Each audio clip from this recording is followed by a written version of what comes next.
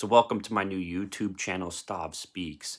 So I've been doing rants about politics on my Instagram story for a while, but I thought I would try to hit a more direct audience here on YouTube, and maybe I'll expand elsewhere depending upon if I grow and how well I do. So I've studied politics a bit before as an undergraduate student. Yet again, I'm not an expert on anything, but I do enjoy analyzing it.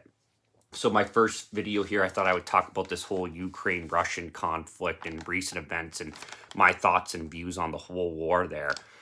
So the big news here was, which was a possible false flag event, is that the Ukrainians have hit a Russian oil depot within Russia, I guess like not too far from the border, like something like 25 miles, but they haven't taken responsibility for it. And this is something people have not really talked about, is if the war starts to go into Russia more and it starts to go into their land and beyond Ukraine's borders. So, if indeed Ukraine did do this attack, or maybe it was a false flag that was staged by Russia to provoke NATO and the West more, I mean, this is going to expand the conflict, whether it goes into Russia or it goes westward into a country like Moldova or Poland or maybe Romania. Like, as soon as that happens, this conflict is going to blow up into a bigger war. And as soon as somebody actually takes responsibility for it, that's when it's going to blow up into a bigger war. And on some other news here, it says, or it's been being said, that Ukraine has taken back control of the Kiev region, or Kiev. I don't really know if I buy that, considering that they were literally digging trenches around the city and surrounding it. And, they're saying they're withdrawing from other areas too. But I think really what's happening here is they're just regrouping and resupplying and giving their troops a bit of a break. It just doesn't really make much sense why they would withdraw at this point. And there's a lot of propaganda and a lot of fake news. And I personally think that the media is lying on that front.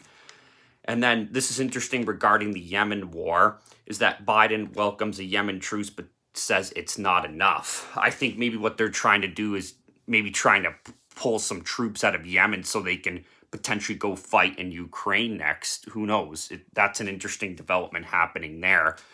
And then the EU says it will further Russian sanctions that don't affect energy. So, that tells you a lot there, folks, right there, is that this conflict is really not calming down by any means. And you hear one thing where it's all withdraw and peace talks, and then you hear another thing where they're going to further the sanctions and they're putting all this military equipment and this military buildup within Western Europe and other countries surrounding Ukraine and Russia. So at this point, I actually think it's escalating a lot more, and I actually think it's more than a 50% chance that this blows up into a bigger conflict. I think it's more like a 70-30 chance. I think there's about a 70% chance it does and only about a 30% chance that it doesn't.